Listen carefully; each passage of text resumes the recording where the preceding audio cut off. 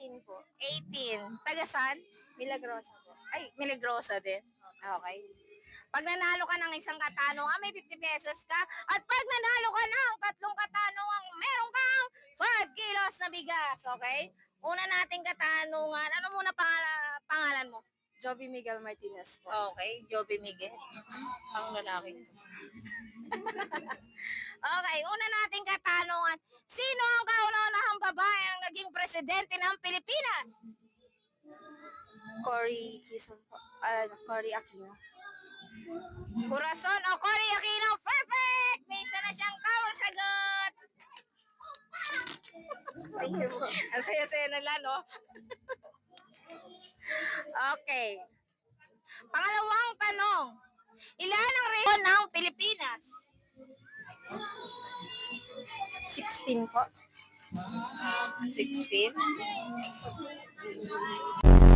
Anong pambansang laro ng Pilipinas? Sepak takraw. Sepak o sipa? Perfect! Okay. Okay, thank you. Baka may gusto kayo shoutout. Shoutout ko sa lahat ng mga klase ko po and sa family ko po. Okay, napakahina naman ang boses mo. Okay, thank you!